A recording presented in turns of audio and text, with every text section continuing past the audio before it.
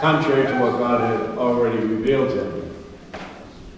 So we're going to pick up in chapter 3. Nebuchadnezzar had this idol made, and he said when the music starts playing, bow down before it. And the three Hebrew boys, Meshach, Shadrach, and Abednego, were children of God. They were followers of the true God. They would not bow down.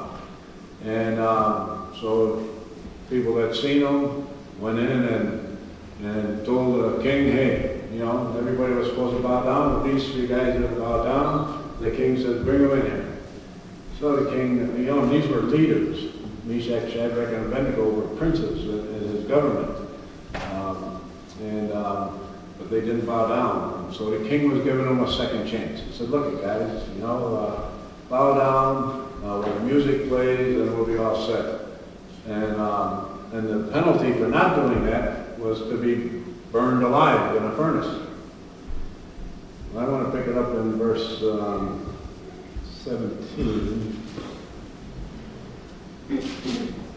17 of chapter 3. And verse 16. It says, we don't need to answer you, O King Nebuchadnezzar. If that is the case, our God whom we serve, is able to deliver us from the burning fiery furnace. And he will deliver us from your hand, O King. But if not, let it be known to you, O King, that we do not serve your gods, nor will we worship the golden image which you have set up. And the king Nebuchadnezzar became furious. And he said, heat that furnace up 7 times more than what it normally would be, and throw these guys in there. When the guards that threw them in died from throwing them in. They did not live. The 3 Hebrew boys lived. And in verse 30, it says, then the king promoted Meshach, Shadrach, and Abednego in the province of Babylon. We discussed a couple weeks ago about what happened with Queen Esther and Mordecai. They were faced with death, annihilation, destroyed their whole people. All the Jews were going to be destroyed. God is never caught off guard. Same way in this case, he had those 3 Hebrew boys. They had practiced their faith.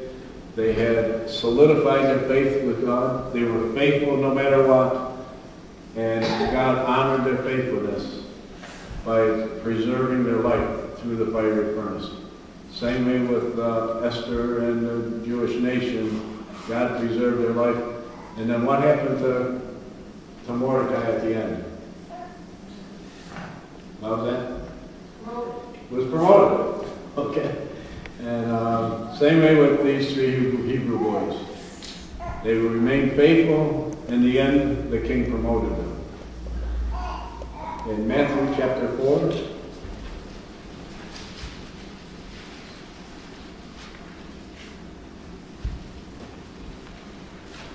verses 10 and 11. This is the experience that Jesus had in the wilderness. And you can be assured that once you make a decision for Jesus, that the enemy is going to be there to have you turn around and head back to where he wants you to be. This experience that Jesus had in the wilderness, he was just baptized prior to it. The Holy Spirit came down upon him. The Father spoke, "This is my beloved Son, in whom I am well pleased." And Jesus went into the wilderness for the wilderness experience. He fasted 40 days. And then the enemy came to him. And we're told that the enemy presented himself as Jesus, actually, presented himself as the Son of God. And that Jesus, because of the shape that he was in, he told him, "You're the fallen angel." And that's how totally opposite that is going to be the end too. God's people are going to be considered the enemy's people. The enemy's people are going to be considered God's people by earthly standards. Well, the temptation, and Jesus had wondered. We're told that Jesus had wondered if he was the fallen angel. But then in verse 10 or verse 9, the enemy says to him, all these things. See, Jesus came to save the world. And the enemy took him and showed him all the cities, all the world that this world has. And he says, you can have all of this. Just bow down and worship me. And then Jesus knew. He says, away with you, Satan. That's the first time in all the temptations that he called him Satan. For it is written, you shall worship the Lord your God, and him only shall you serve. The whole controversy is about who you will worship. And we can speak with our mouth, but it's what our actions do that determine who we are worshiping. In Luke chapter 4, verse 13, it says that the enemy left them at that time for a more opportune time. Okay? And see, we can be victorious today, but the enemy is looking for a more opportune time to get to us. And in Mark 1:13, it says that Jesus lived at this time with the wild beasts, and angels came to minister to him. When you make a decision for Christ, expect the enemy to be there to turn you around and head you in the other direction. In Mark chapter 7,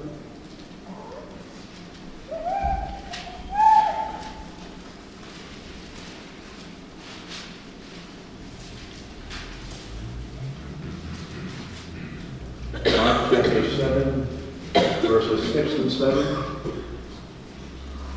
And this comes from Isaiah, the book of Isaiah, chapter 29, verse 13.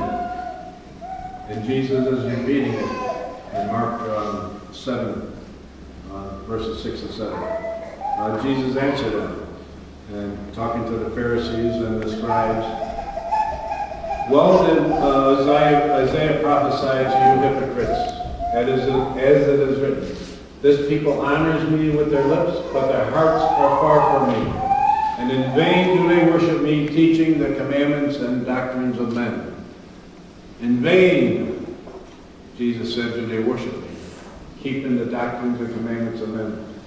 I don't know if you're aware of it, but there are two sets of 10 commandments. And I don't mean the two sets that Jesus wrote on Mount Sinai. I'm talking about there are two sets of commandments today. One that God gave us, the other one that man took, changed what God said, and made their own set of commandments. The majority of the people, the majority of the denominations, follow the commandments that were changed by men. God has his people, though, that are keeping his commandments.